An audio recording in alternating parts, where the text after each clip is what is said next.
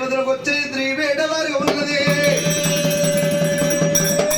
త్రివేట వారు ఎల్లొత్తనని శివుడు జంగమయ్య ఇల్లాల దివరు ఉండాలి. వాడని పోవంగ వాడు దివరు ఉండాలి. ఆడవాళ్ళ దీవెన బ్రాహ్మణుల దీవెన భరేసుకున్న భార్య ఉన్నది కనుక నేను పార్వతమ్మతో ఒక మాట చెప్పి వెళ్ళిపోతున్నాను శివుడు జంగమయ్య. అరే అలుగులా త్రిశూలమ్మట్టి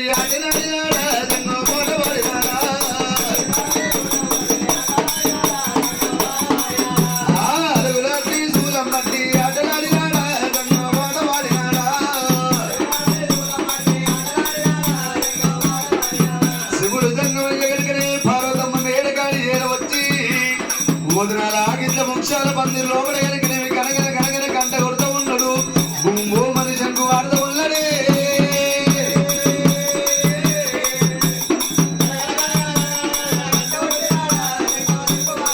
కైలాసముల కహియరులో ఉన్న భారతమ్మ శివుడు సంగమయ్య కనగన కంట కొట్టి బొమ్మ శంకు వాడినప్పుడు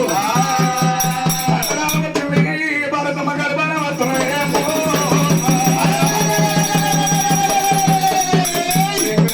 భారతమ్మ శౌల బలవర్త ఉన్నదమ్ము అమ్మనారు.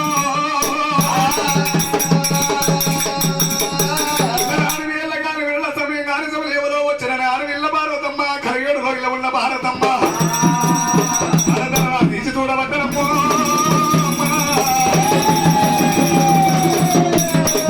చాలా వాకిట్ల వందల పనులుగా దేవా జంగమయ్యనమ్మో దైవమా.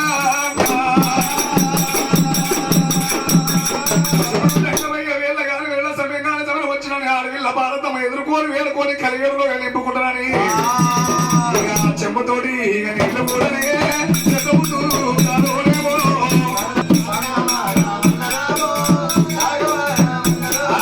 భారతమ్మ ఎదుర్కొని వేడుకొని కలిగేరులోకి నింపుకున్నాక వచ్చిన కారణం ఏమి ఉన్నారయ్యా సంగమయ్యో.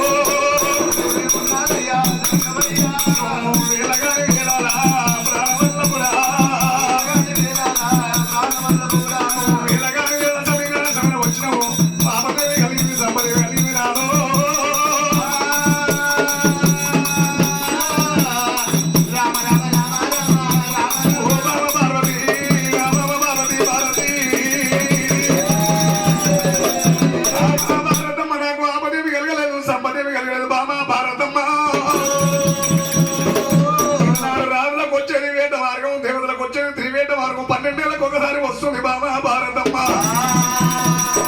విష్ణు భక్తులు 11 కోట్ల మంది, బ్రహ్మ భక్తులు 11 కోట్ల మంది, శివుని భక్తులు 11 కోట్ల మంది. ఏ జీవి ఉడుతుందో ఏ జీవి మరణిస్తుందో శివుడు లేని శివైన ముట్టలేదు బాబా భారతమ్మ. వరకు వెళ్ళొస్తా బాబు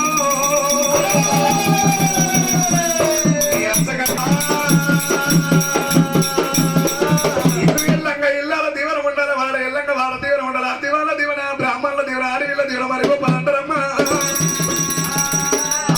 శివుడు జంగమయ్య ఏమి చేస్తా ఉన్నాడే.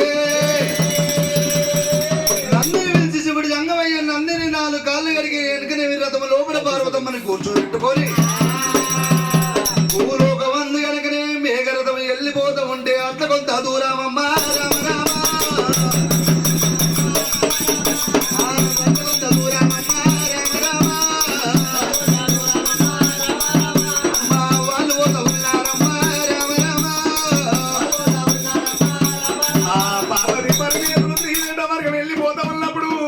రథం లోపల కూర్చున్న భారతమ్మ కైలాస నుంచి భూలోకనాల కింది చూసినది. అడవి లోపల జంతువుల పక్షులు చూసి భారతమ్మ సంతోషపడుతున్నా. జంగమయ్య ఇవి ఎవరు పుట్టించి ఎంత ముద్దుకుని అడిగినప్పుడు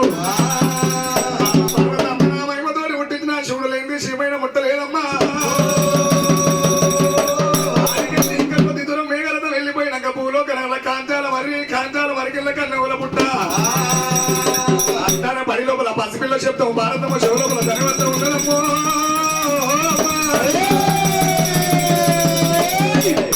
లోపల పసిపిల్ల ఎవరుగా వస్తున్నాయో దైవమా.